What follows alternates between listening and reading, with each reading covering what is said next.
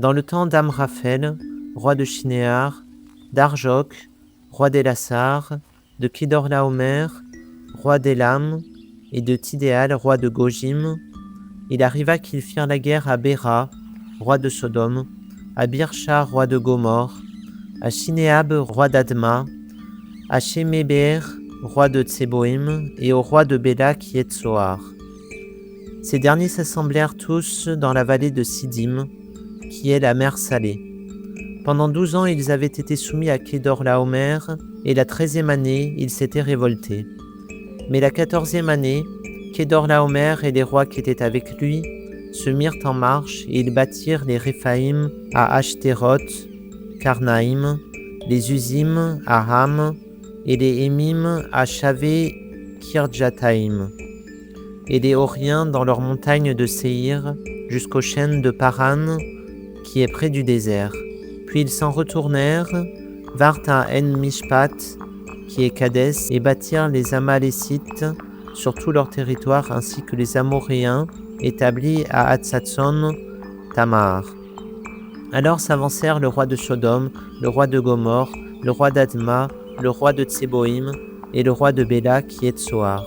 Et ils se rangèrent en bataille contre eux dans la vallée de Sidim, contre Kedorlaomer, roi d'Élam, Tidéal, roi de Gojim, Amraphel, roi de Shinéar, et Arjok, roi d'Elassar, 4 rois contre 5. La vallée de Sidim était couverte de puits de bitume. Le roi de Sodome et celui de Gomorre prirent la fuite et y tombèrent. Le reste s'enfuit vers la montagne. Les vainqueurs enlevèrent toutes les richesses de Sodome et de Gomorre et toutes leurs provisions, et ils s'en allèrent. Ils enlevèrent aussi avec ses biens Lot, fils du frère d'Abram, qui demeurait à Sodome, et ils s'en allèrent. Un fuyard vint l'annoncer à Abram, l'Hébreu. Celui-ci habitait parmi les chênes de Mamré, l'Amoréen, frère d'Eshcol et frère d'Aner, qui avait fait alliance avec Abram. Dès qu'Abram eut appris que son frère avait été prisonnier, il arma 318 de ses plus braves serviteurs nés dans sa maison, et il poursuivit les rois jusqu'à Dan.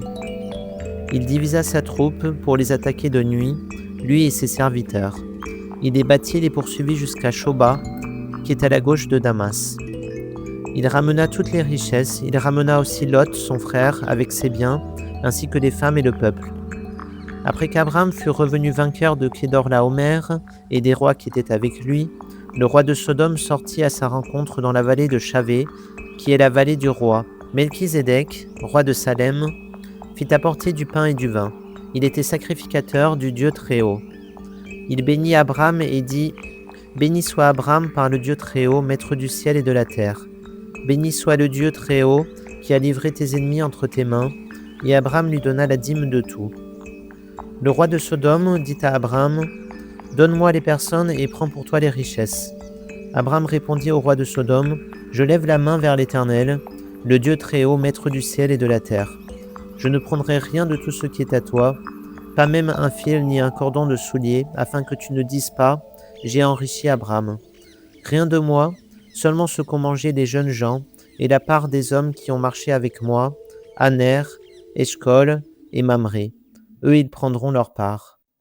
Voilà, donc on a un chapitre ici très intéressant, bien qu'un peu obscur, hein, parce qu'on n'a pas beaucoup d'informations sur les différentes zones géographiques, hein, de ce conflit. On a quand même Shinéar qui renvoie à Babylone, hein, bien sûr.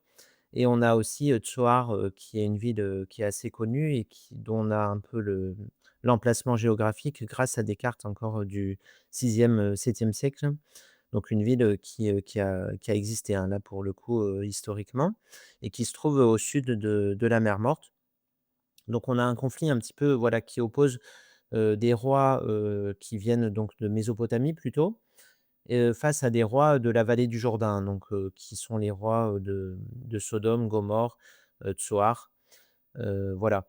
Donc c'est un conflit en fait qui est un peu révélateur de la période de l'écriture de la Bible, hein, où on a un petit peu ce conflit entre la zone d'Israël et la zone mésopotamienne. Et tout comme le peuple d'Israël va être déporté, hein, à Babylone, ici on a Lot qui va être pris par les Mésopotamiens et qui va devoir partir, avec, les rois de Mésopotamie. Et donc c'est la première fois, dans le texte qu'on a, Abraham qui prend les armes, parce que jusque-là, Abraham, finalement, essaie de résoudre toujours les conflits, de façon, pacifique, hein. Donc, avec, Pharaon, c'était, plus ou moins en livrant, sa femme. Avec, ensuite, Lot, les conflits entre les bergers de Lot et les bergers, d'Abraham. On avait eu une sorte de résolution du problème, par le partage des terres, hein. Là, on a, les rois, de Mésopotamie ont attaqué, la zone géographique et surtout emporté, Lot. Et donc Abraham décide pour la première fois de prendre les armes et il arrive à ses fins puisqu'il libère, finalement Lot, et tous les hommes et femmes de Sodome et donc de la vallée, du Jourdain. Voilà, donc on a quand même une distance, hein, qui est assez forte entre la zone de la Mésopotamie et la zone, du Jourdain avec, donc les rois, de Mésopotamie qui traversent, les montagnes, qui, conquièrent, plusieurs peuples avant d'arriver, dans cette zone. On a aussi ce rapport de vassalité, hein, donc dont parle, ce texte, hein. C'est-à-dire que les rois de Mésopotamie, auraient une sorte de droit, de vassalité, en fait, sur, les peuples, de la vallée du Jourdain, droit qui aurait été remis en cause par une espèce de rébellion, hein, finalement, et qui devrait être reconquis par les rois mésopotamiens. Voilà. On a aussi, la présence d'un personnage, important qui est Melchizedek, roi de Salem, donc Salem qui fait sûrement référence à la ville de Jérusalem. Alors pourquoi ne pas utiliser Jérusalem? Ça, c'est une question qui a été, beaucoup débattue, parmi, les théologiens. On pense que, le texte s'adressait aussi, à d'autres, populations que, le peuple d'Israël. Donc, par exemple, les Samaritains qui, eux, ont un lieu saint, différent de Jérusalem. Donc, on a, ce terme de Jérusalem est assez peu utilisé, finalement, dans la Genèse. Et Salem est une façon un peu d'évoquer le lieu sans vraiment le nommer, hein. On a quand même un prêtre, ici, qui délivre une bénédiction avec du pain et du vin, un texte très important finalement pour les chrétiens, hein, puisque le pain et le vin, font partie de la cérémonie, chrétienne. Voilà. Ensuite, on a un chiffre intéressant, hein, 318 hommes, qui vont avec Abraham pour combattre les rois de Mésopotamie. 318, c'est aussi un chiffre qui renvoie au nom d'un serviteur, du chapitre 15, donc le chapitre suivant. Et donc ça montre, une espèce de filiation entre les chapitres 14 et 15, d'un point de vue, littéraire, hein. Voilà, dernière chose qu'on peut dire finalement, c'est qu'Abraham, malgré sa victoire, ne se sert pas, hein, finalement de cette, victoire pour, conquérir, tout le pays. Il restitue, les biens à Sodome, et également tous les hommes, et cetera. Bien que Dieu ait promis la terre à Abraham finalement, on voit que c'est pas le pouvoir, hein, ni la propriété foncière qui intéresse, Abraham dans ce texte.